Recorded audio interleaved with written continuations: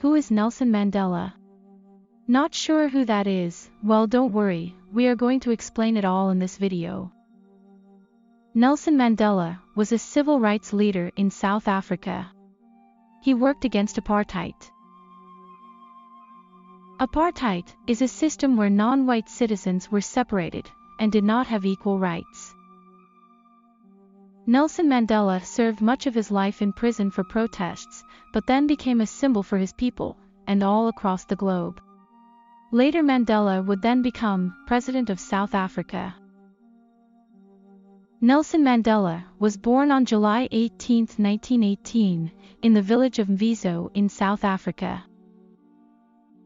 As a child, he was actually called Rolihlahla. When he was 7, a teacher gave him the name Nelson, and it stayed with him his entire life. As he was in school, he started to see the prejudice and injustice that was displayed to black South Africans. And like many other people, Nelson Mandela believed that everyone deserved to be treated the same, regardless of their skin color. He wanted people of all races to have equal rights in South Africa.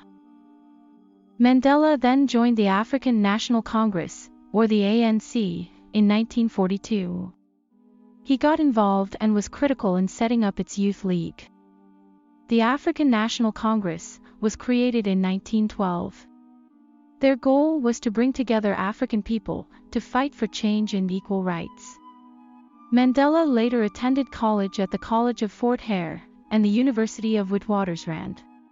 It was here that he met some of his fellow activists against apartheid. Nelson graduated and completed his law degree in 1952. Afterward, he traveled the country to win support for non-violent protests for apartheid. Nelson's activism got him to be very disliked with the authorities, and in 1956, he was arrested for treason. Treason is the crime of betraying your country's government. He was held in Johannesburg prison. 5 years later he was released when the charges against him were dropped.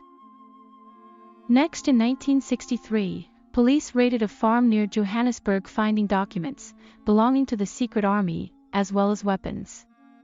The following year, Nelson Mandela and 7 other men were charged in a plot to overthrow the government.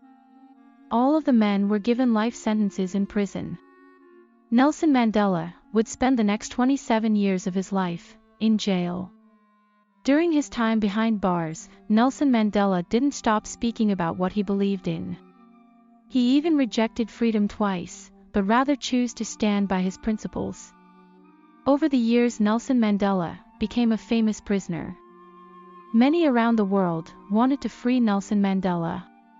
For decades, countries throughout the world had put pressure on South Africa to end apartheid. They finally changed for the better and ended apartheid in 1989. And then, Mandela became sick in 1990. He was sent to a hospital to be treated. Finally, the pressure from many countries around the globe caused the government to release Mandela from his prison sentence. In 1991, Mandela became president of the ANC.